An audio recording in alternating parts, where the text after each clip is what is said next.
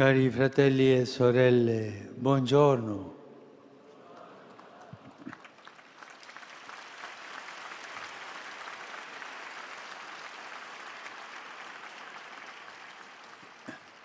Le parole che Gesù pronuncia durante la sua passione trovano il loro culmine nel perdono.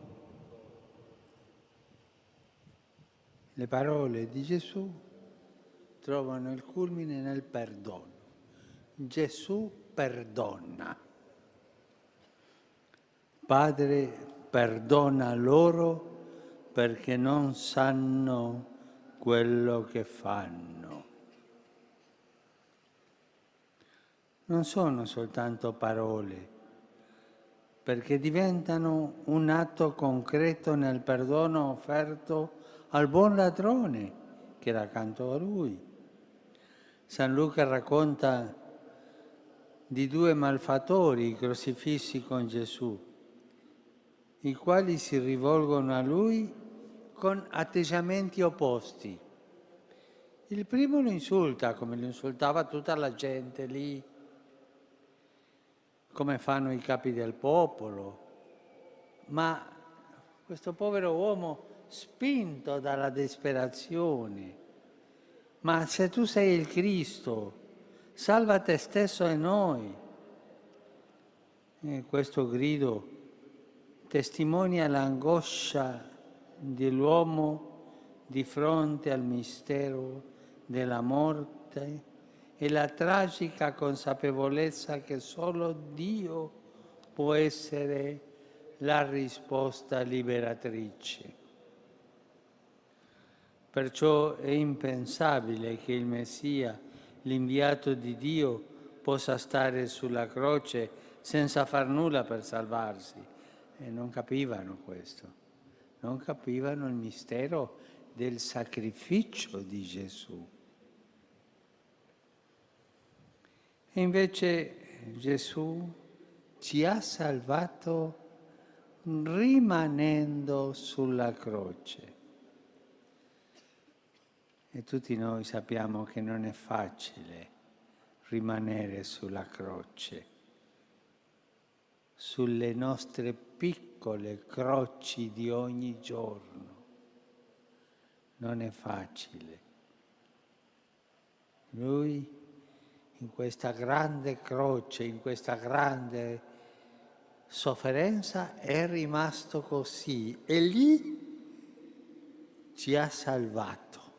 Lì ci ha mostrato la sua onnipotenza e lì ci ha perdonato. Lì si compie la sua donazione d'amore e scaturisce per sempre la nostra salvezza.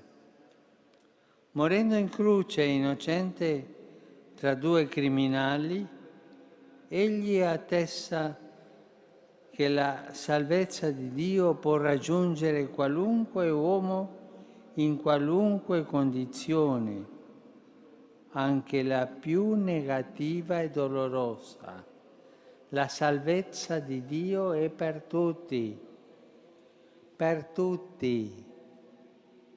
nessun escluso, è offerta a tutti. Per questo il Giubileo è tempo di grazia e di misericordia per tutti, buoni e cattivi, quelli che sono in salute e quelli che soffrono. Ma ricordatevi in quella parabola che racconta Gesù sulla festa dello sponsalizio del figlio, di un potente della terra. Quando gli invitati non hanno voluto andarci, dice ai suoi servitori: andate agli incroci dei cammini, chiamate tutti, buoni e cattivi.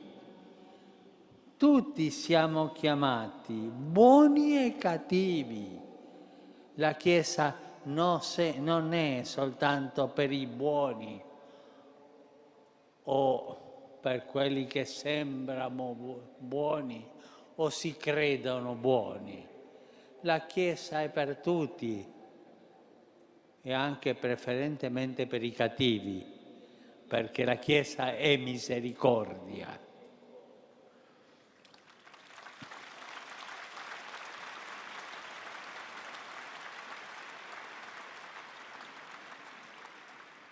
E questo tempo di grazia e di misericordia ci fa ricordare che nulla ci può separare dall'amore di Cristo. A chi è inchiodato su un letto di ospedale, a chi vive chiuso in una prigione, a quanti sono intrappolati dalle guerre, io dico, guardate il crocifisso. Dio è con voi, rimane con voi sulla croce e a tutti si offre come Salvatore. Lui ci accompagna, a tutti noi, a voi che soffrite tanto, crocifisso per voi, per noi, per tutti. Lasciate che la forza del Vangelo penetri nel vostro cuore e vi consoli, vi dia speranza e l'intima certezza che nessuno è escluso dal suo perdono. Ma voi potete domandarmi, ma mi dica, Padre, quello che ha fatto le cose più brutte nella vita ha possibilità di essere perdonato? Sì, sì, nessuno è escluso dal perdono di Dio, soltanto che si avvicini a Gesù, pentito e con la voglia di essere abbracciato.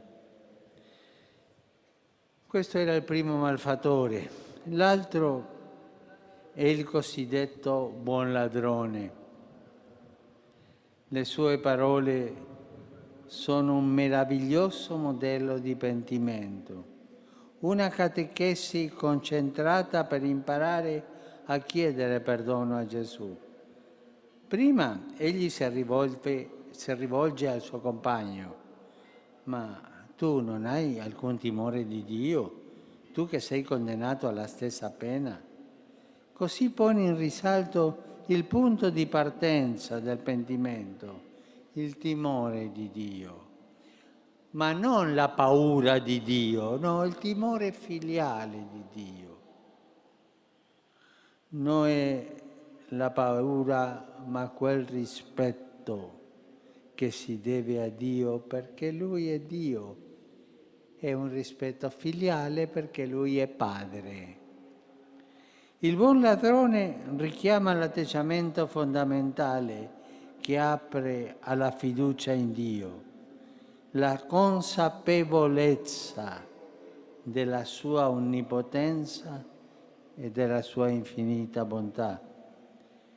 E è questo rispetto fiducioso che aiuta a fare spazio a Dio e ad affidarsi alla sua misericordia. Poi il buon ladrone dichiara l'innocenza di Gesù e confessa apertamente la propria colpa. Noi giustamente riceviamo quello che abbiamo meritato per le nostre azioni. Egli invece non ha fatto nulla di male, così dice. Dunque Gesù è lì sulla croce per stare con i colpevoli. Attraverso questa vicinanza egli offre loro la salvezza. Ciò che è scandalo per i capi, per il primo ladrone, per quelli che erano lì e facevano beffa di Gesù, per questo invece è fondamento della sua fede. E così il buon ladrone diventa testimone della grazia. È impensabile, è accaduto. Dio mi ha amato a tal punto che è morto sulla croce per me. La fede stessa di quest'uomo è frutto della grazia di Cristo. I suoi occhi contemplano nel crocifisso l'amore di Dio per lui, povero peccatore. È vero, era ladrone, era un ladro, è vero. Aveva rubato tutta la vita, ma alla fine, pentito di quello che aveva fatto, guardando Gesù così buono e misericordioso, è riuscito a rubarsi il cielo. È un bravo ladro questo.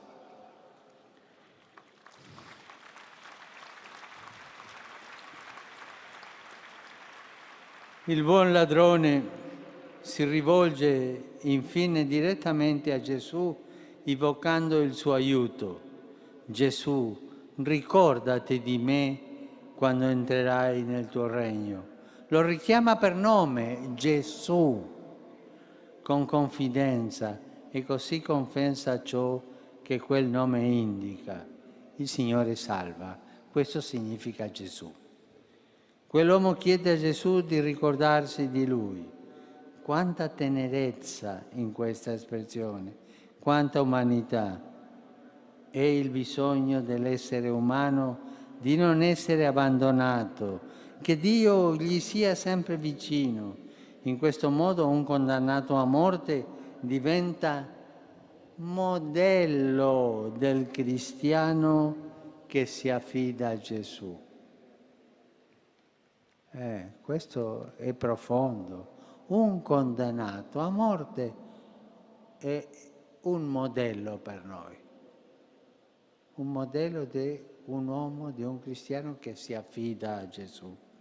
È anche modello della Chiesa che nella liturgia tante volte invoca il Signore dicendo: ricordati, ricordati, ricordati del tuo amore.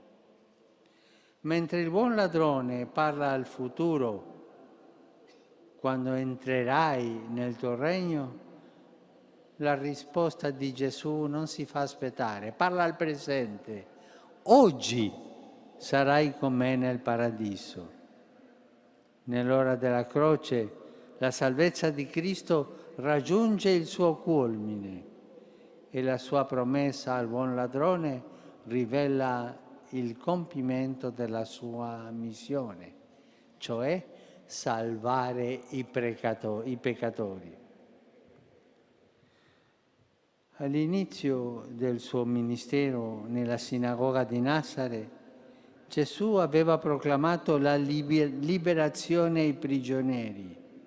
A Gerico, nella casa del pubblicano peccatore Zaccheo, aveva dichiarato che il Figlio dell'uomo, cioè lui, è venuto a cercare e a salvare ciò che era perduto. Sulla croce, l'ultimo atto conferma il realizzarsi di questo disegno salvifico. Dall'inizio alla fine egli si è rivelato misericordia. Si è rivelato incarnazione definitiva e irrepetibile dell'amore del Padre. Gesù è davvero il volto della misericordia del Padre. Il buon ladrone lo ha chiamato per nome, Gesù. È una preghiera breve e tutti noi possiamo farla durante la giornata tante volte. Gesù, Gesù, semplicemente. La facciamo insieme 3 volte, tutti insieme? Avanti. Gesù, Gesù, Gesù. E così fatela durante tutta la giornata. Grazie.